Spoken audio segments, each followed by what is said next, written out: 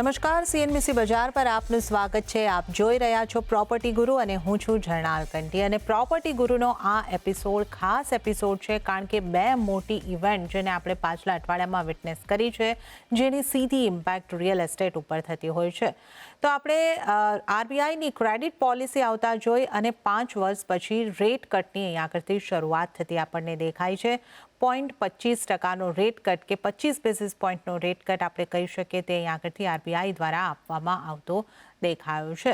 તો આની real estate પર કેટલી અસર પડી શકે છે અને જે બજેટ આપણી સામે 1 ફેબ્રુઆરીએ નાણામંત્રીએ રજૂ કર્યું હતું એની કેવી ઇમ્પેક્ટ રિયલ એસ્ટેટ ઉપર પડી રહી છે, પડવાની છે, આગળ રિયલ એસ્ટેટને માટે કયા સેગમેન્ટમાં કેટલો ગ્રોથ રહેશે, આ તમામની આપણે ચર્ચા કરવાના છે. અને સાથે જ જે આ રેટ કટની સાયકલની શરૂઆત થઈ છે એનાથી આપનું ઈએમઆઈનું ભારણ કેટલું ઘટવાનું છે એનું એક ગણિત પણ આપણે આ ખાસ એપિસોડની અંદર સમજવાના છે. તો આ ચર્ચામાં મારી સાથે રિયલ એસ્ટેટના દિગ્ગજો જોડાયેલા છે અને સાથે જ નાણાકીય નિષ્ણાત પણ છે. તો આપ મારા પરિચય કરાવી દઉં મારા મહેમાનો સાથે આપનો. તો આપણી સાથે આ શોની અંદર ખાસ જોડાયા છે ડૉક્ટર નયન શાહ, જેઓ ચેરમેન અને મેનેજિંગ ડિરેક્ટર છે મેફેર હાઉસિંગના. આ ઉપરાંત ડોમિનિક રોમિલ આપણી સાથે જોડાયા છે, જેઓ પ્રેસિડેન્ટ છે ક્રેડાઈ એમસીએચઆઈના અને એમડી છે રોમેલ ગ્રુપના. અને આ સાથે જ આપણી સાથે કુણાલ શેઠ જોડાયા છે, જેઓ પાર્ટનર છે એનપીવી વેલ્યુએશન સર્વિસીસના.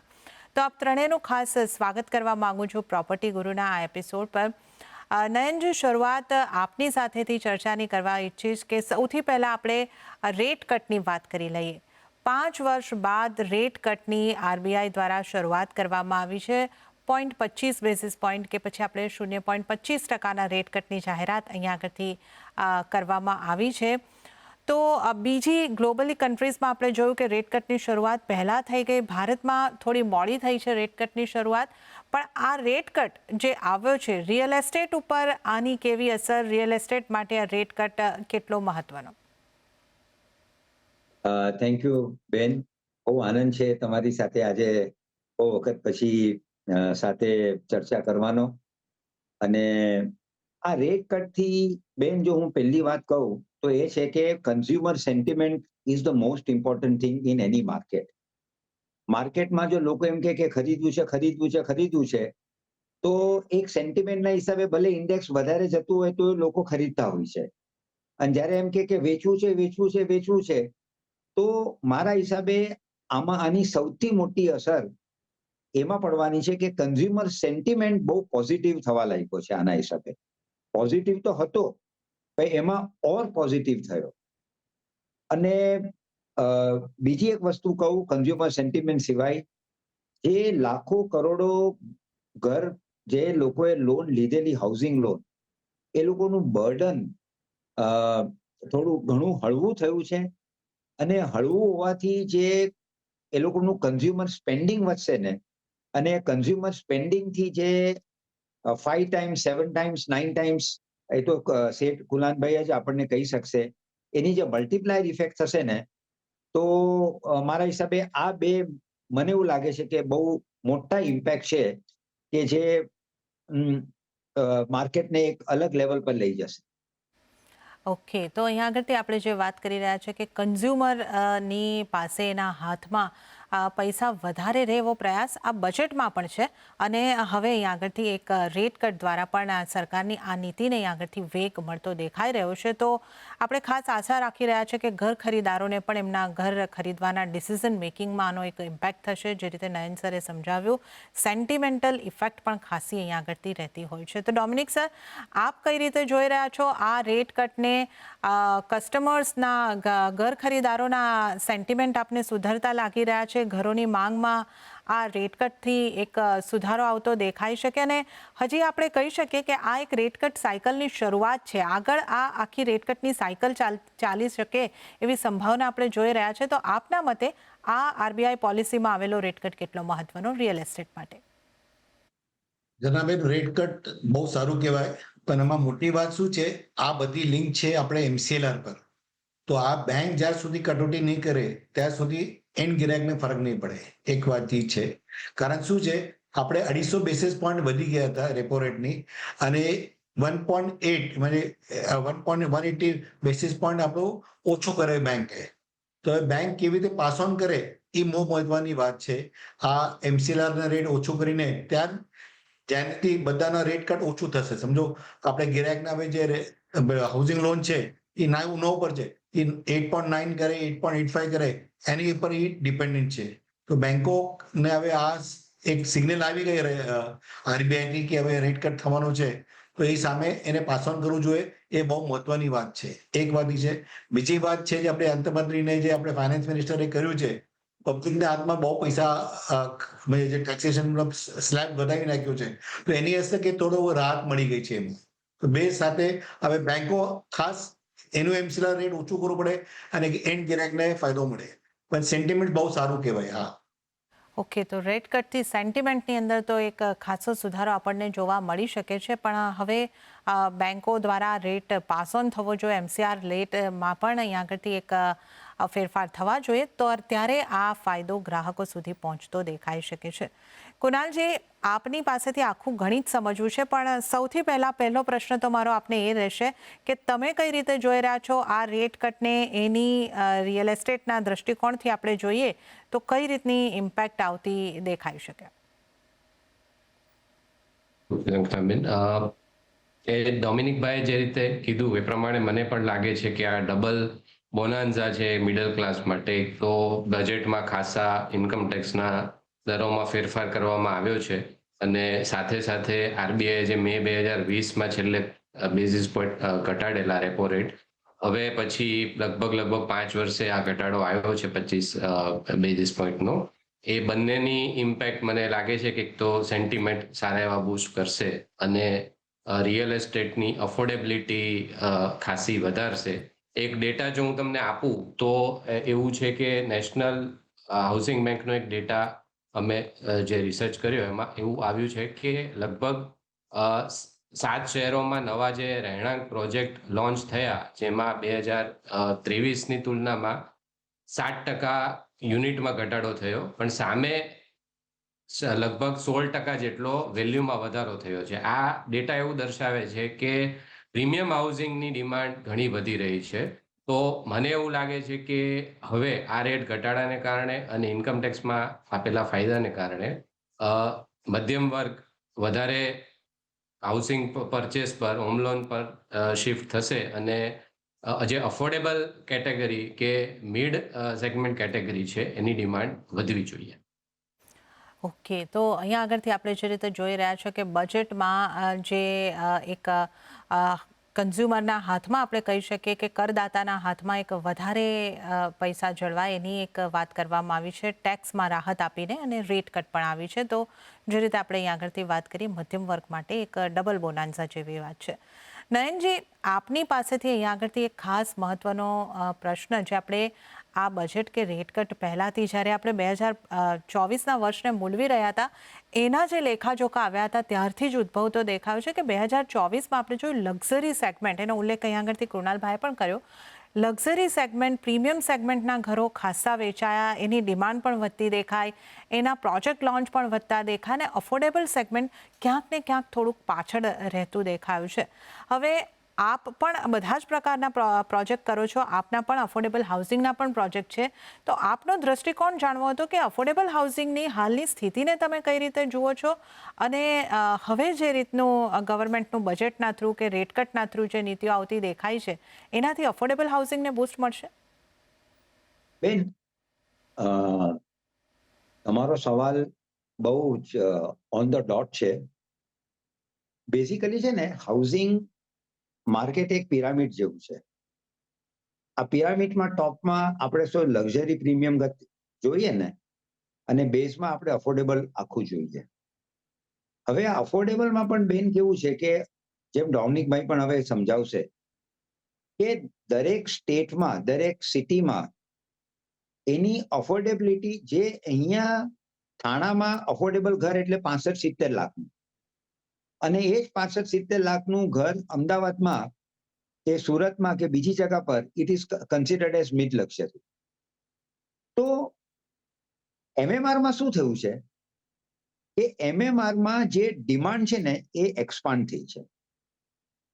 એક્સપાન્ડ થવાથી પિરામિડ મોટો થઈ ગયો. તમે પિરામિડ મોટો થાવ એટલે સમજો કે હું એમ કહું કે જો 100 અફોર્ડેબલ હાઉસિંગના ઘર વેચાય ને તો એક લક્ઝરી ઘર વેચાશે.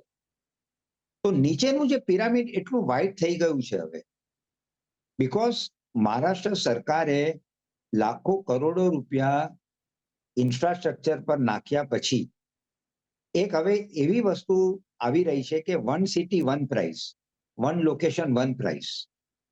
એટલે જો હું તમારું સવાલનો જવાબ હું એ રીતે આપી રહ્યો છું કે ડિમાન્ડ બધા જ સેગમેન્ટમાં વધી ગઈ છે, અફોર્ડેબલ થી લઈને લક્ઝરી સુધી.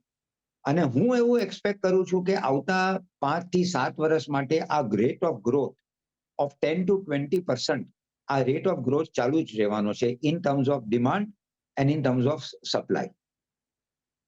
ઓકે, તો અહીંયા આગળથી આપણે જે સમજી શકીએ છીએ કે દરેક સેગમેન્ટની અંદર જ ગ્રોથ છે. અફોર્ડેબલ સેગમેન્ટની વાત હોય કે પછી પ્રીમિયમ સેગમેન્ટની વાત હોય, આ જે ગ્રોથ છે આપણને આવનારા સમયમાં પણ આગળ વધતો દેખાઈ શકે છે. ડોમિનિક સર, હવે આપની પાસેથી પણ સમજવું હતું કે આપ અફોર્ડેબલ સેગમેન્ટના ગ્રોથને કઈ રીતે જુઓ છો? અફોર્ડેબલ સેગમેન્ટના ગ્રોથને અહીંયા આગળથી બૂસ્ટ મળતું લાગી રહ્યું છે આપને?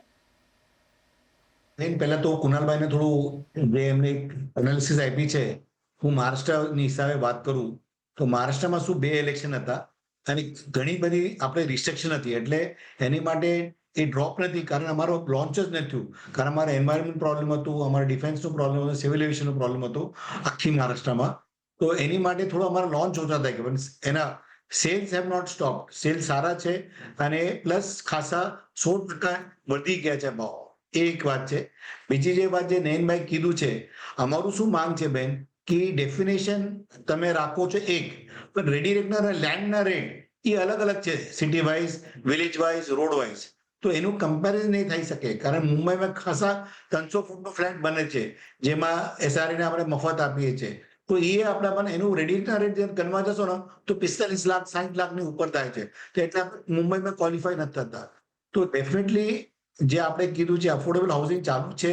ઘણી વખત આપણે બીએમસી ને કે એસઆરને આપણે મફત બાંધીને આપે છે, આખી જમીન ખાલી થઈ જાય, એ પ્રમાણે ચાલુ છે. તો અફોર્ડેબલ હાઉસિંગમાં અમારો એક જ છે કે જેમ ડેમોગ્રાફિક છે એની હિસાબે તમારું સાઇઝને હિસાબે ડેફિનેશન હોવું જોઈએ, પ્રાઇસ કેવા એમાં ડેફિનેશન ન હોવું જોઈએ, કારણ આપણે ડેમોક્રેટિક કન્ટ્રી છે. આજે માણસ અમદાવાદમાં રહે કે મુંબઈમાં રહે, બેનું વોટની કિંમત એક જ છે. તો મારી વિનંતી તમારી માધ્યમથી છે કે તમે ડેફિનેશન પ્રાઇસ પર નહીં રાખો, તમે સાઇઝ પર રાખો, જે પણ તમારું યોગ્ય લાગે સાઇઝ. અફોર્ડેબલ કેવા 60 મીટર લાગે, 9 મીટર લાગે, જે યોગ્ય લાગે. તો એની ડેફિનેશન ખાસિયત બધાને ખબર પડે કે મુંબઈમાં પણ અફોર્ડેબલ હાઉસ બને જ છે અને વેચાય જ છે.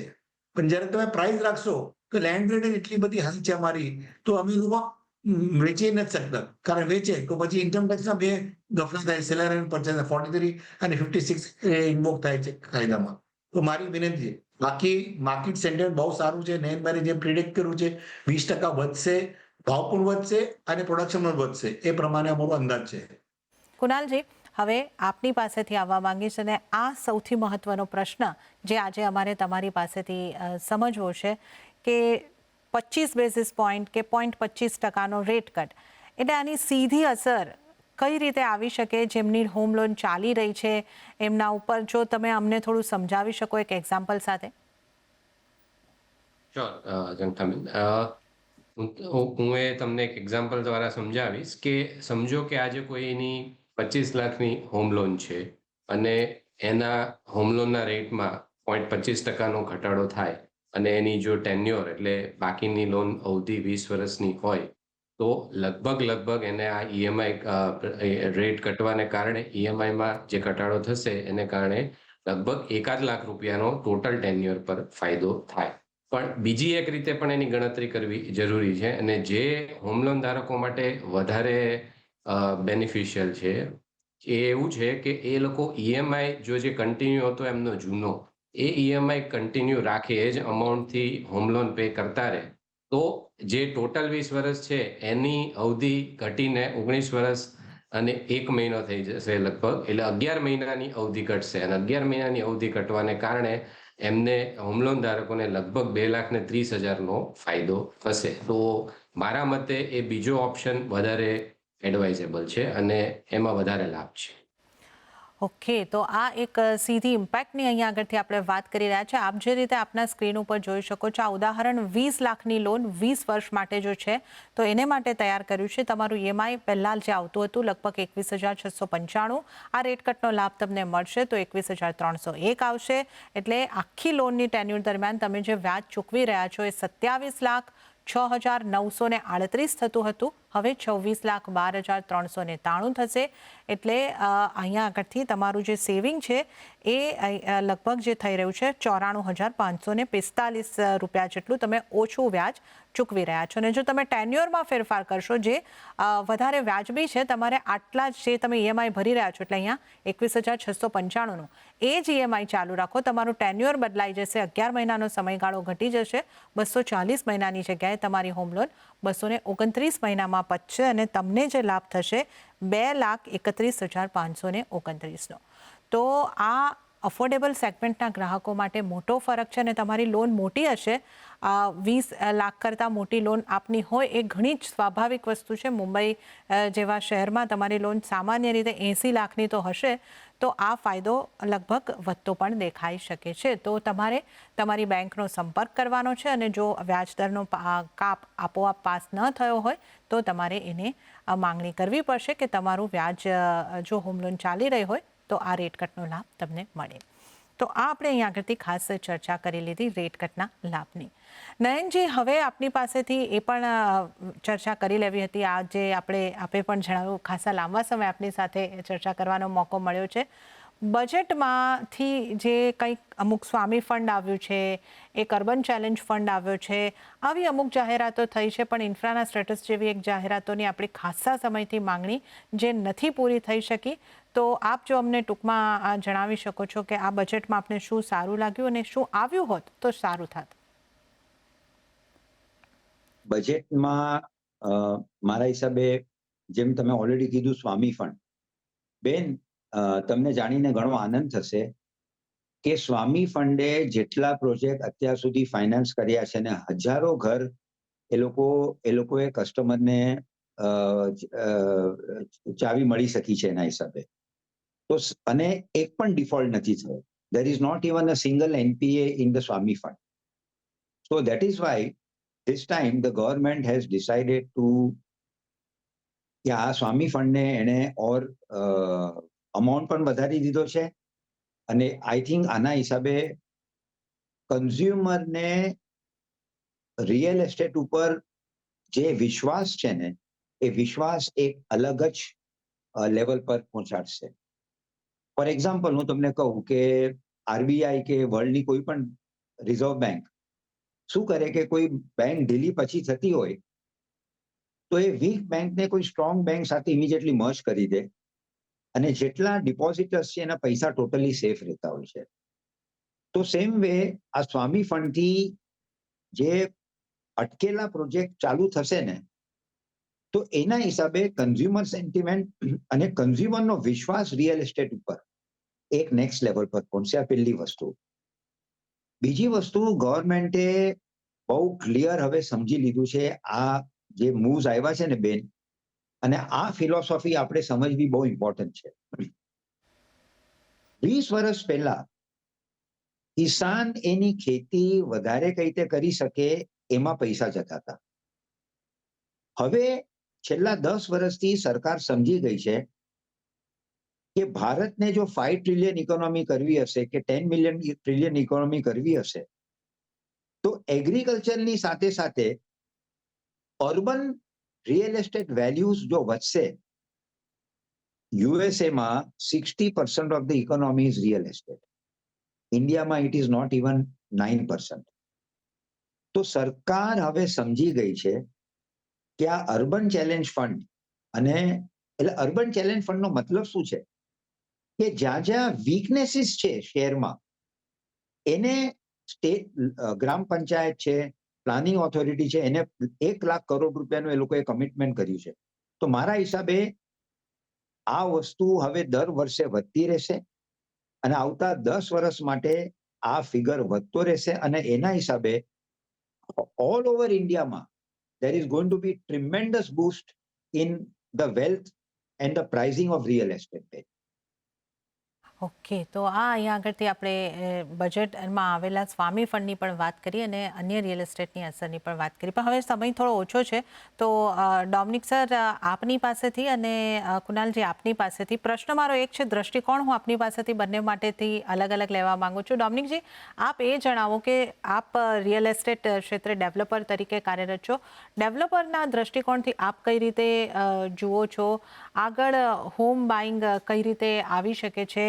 શું નવું ઘર જેને ખરીદવું છે એમના ડિસિઝન મેકિંગ ઝડપથી અહીં આગળથી આવી શકે? અને કુનાલજી, આપને એ પ્રશ્ન રહેશે કે શું ગ્રાહકો માટે આ ઘર ખરીદવાનો ખરો સમય આ રેટ કટની સાયકલમાં આવી ગયો છે? ડોમિનિકજી પહેલા. બેન, આમાં શું છે, જેટલો તમે જલ્દી કરો તો તમને સસ્તું ઘર મળે. અને જેમ કુનાલભાઈ સમજાયું કે તમે જેટલું રેટ કટનો લાભ લેશો એટલું તમારું ઓછું ઈએમઆઈ લાગશે. તો ટૂંકમાં તમને એ સમજાવો, જે ગ્રાહક વિચાર કરે છે ઘર લઉં કે નહીં લઉં, કે ભાવ ઘટશે, ઘટવાનું કારણ છે જ નહીં, કારણ આપણે ઇન્ફ્લેશન હાઈ છે, આપણું ટેક્સેશન બહુ હાઈ છે. અને એની માટે રિયલ એસ્ટેટ માટે જો સરકાર ને આપણે કહીએ કે એમને રોટી આપી, કપડાં આપી, મકાન તો હવે બિલ્ડર આપશે અને સારા ભાવમાં આપીએ છે, સારા સ્કીમોમાં આપે છે. તો આપણું મન બનાવી લો. અને આ ઉત્સવનું જે રેટ કટની કમી ચાલુ થઈ ગઈ છે, કારણ હજી આ તો ફર્સ્ટ છે. જેમ કુનાલભાઈ કીધું 2 લાખ વધશે, પણ હજી 25% પોઈન્ટ ઓછું થશે તો એને 3 લાખ વધશે. તો આ ખાસીમાં આપણે વિચાર કરીને, એક સમજોતા કરીને આપણે એક નક્કી કરી લેવાનું આવશ્યકતા છે. મારે ગ્રાહકોને ખાસ વિનંતી છે. જી, અને કુનાલજી, આપ કઈ રીતે જોઈ રહ્યા છો? ઘર ખરીદારોએ જો ઘર ખરીદવું હોય તો આ યોગ્ય સમય રહેશે? ડોમિનિકભાઈની વાત સાથે એકદમ સહેમત છું, કારણ કે લગભગ 5 વર્ષ પછી રેટ કટની સાયકલ ચાલુ થઈ છે. અને હજુ જે ડોમિનિકભાઈએ પણ કીધું એ પ્રમાણે કદાચ હજુ એક્સપર્ટ્સ એવું બિલીવ કરે છે, અથવા આરબીઆઈ પાસે એવું એક્સપેક્ટેશન છે કે નેક્સ્ટ જે પોલિસી મિટિંગ એપ્રિલ 25માં થશે એમાં બીજો 25 થી 50 પૈસાનો ઘટાડો હજુ પણ આવી શકે. તો ટોટલ ઘટાડો લગભગ 1.5 થી 0.5% થશે. અને એને કારણે ઈએમઆઈ નું બર્ડન ઘણું ઘટશે અને મિડલ ક્લાસને ઘણો ફાયદો થશે.